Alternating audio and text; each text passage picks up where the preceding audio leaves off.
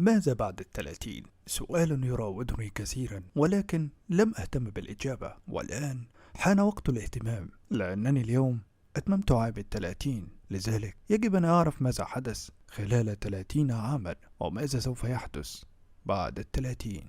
السلام عليكم ورحمة الله وبركاته.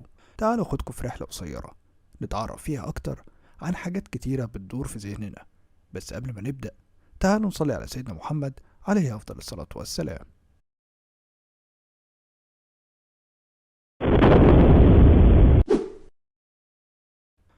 أنا أحمد، أتممت اليوم 30 عاما، ولكن لا أعلم كيف ومتى حصل ذلك. العمر مر سريعا، أو أنه مر بوقته الطبيعي، ولكن الذاكرة المؤقتة جعلتني أشعر أنه كان سريعا ولا أتذكر أحداثه.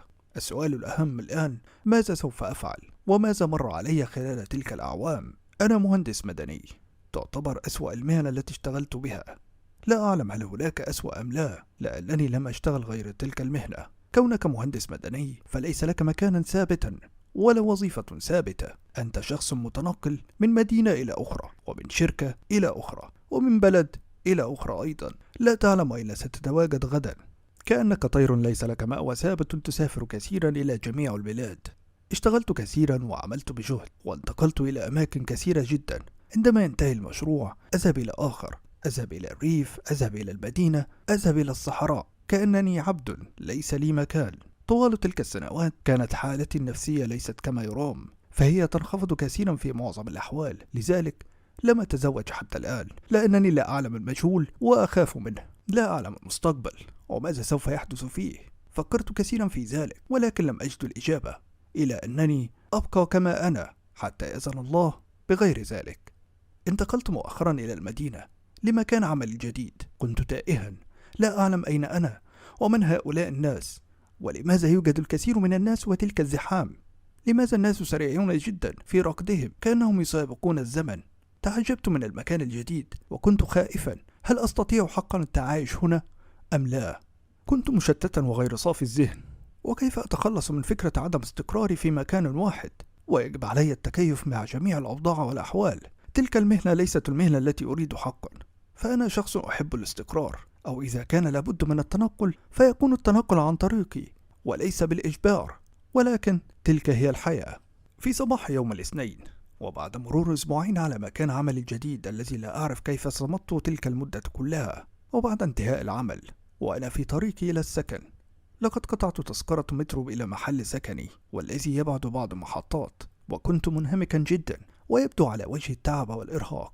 ركبت عربة المترو التي كانت مزدحمة قليلا، ولكن لا يوجد مكان لكرسي، والذي بدوره جعلني أقف منتظرا.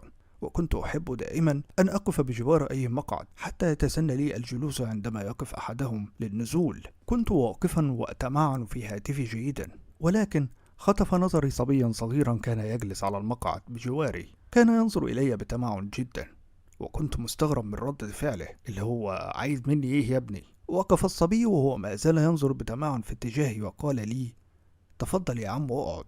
كنت مصدوما جدا. ماذا حدث؟ هل تقصدني أنا بعمو؟ هل أنت مدرك أنني لست عجوزا؟ أنا فقط 30 عاما، ويبدو على وجه الإرهاق والتعب، نعم بسبب العمل، ولكن هذا لا يعطيك الحق بأن تظن في أنني عجوز وأنني لا أستطيع الوقوف. كانت صدمة قوية بالنسبة لي. جلست مكان الصبي وذهني شارد يفكر في كثير من الأشياء. ماذا حدث لي؟ وأين أنا؟ وماذا أفعل في حياتي؟ هل مرت السنين بتلك السرعة؟ ماذا أنجزت وماذا فعلت؟ حتى الشيء الطبيعي لم يحدث، وهو الاستقرار الأسري. ولكن كيف سوف أبني أسرة وأنا غير مستقر في عملي؟ ولكن هل أنا الوحيد في ذلك؟ لماذا أفكر بتلك الطريقة؟ أنا لست المهندس الوحيد في العالم، فهناك الملايين حول العالم. هل توقفوا عن الزواج والاستقرار؟ بالطبع لا. ينتابني الخوف وعدم السكينة. ماذا سوف أفعل في حياتي؟ لقد سئمت من تلك الحياة. لا يوجد شيء مبشرا بالخير، ولكن هل سوف أستسلم لهذا اليأس وهذا الإحباط والندم على عدم تغلبي على ما أكرهه؟ هل فات الأوان أم ما زال هناك أمل للتغير؟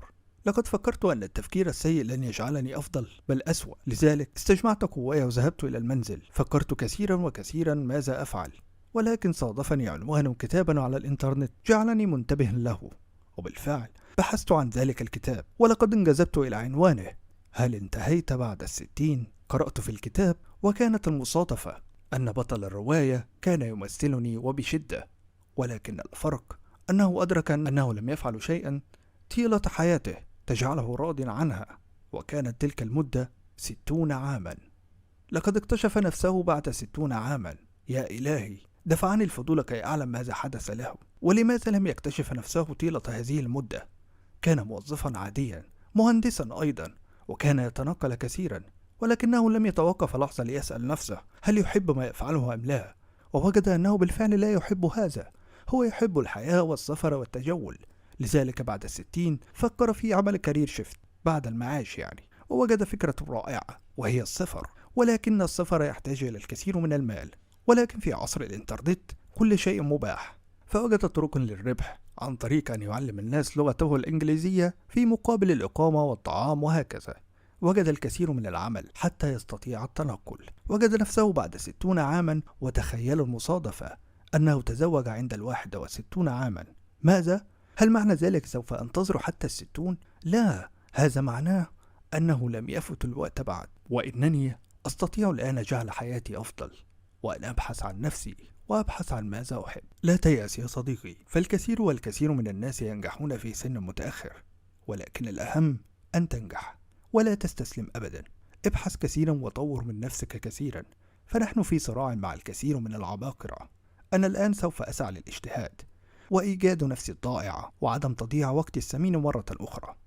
سوف أبحث عن هدفي وحلمي حتى أصبح شيئا أفتخر به يوما ما، وأستطيع أن أحسن من نفسيتي حتى أكون سعيدا. بداية رحلتي من الآن حتى 1 و6 أشهر. لا تزم ولا تشكر إلا بعد 1 و6 أشهر. ألقاكم في ذلك الوقت حتى أسرد لكم ما حدث لي.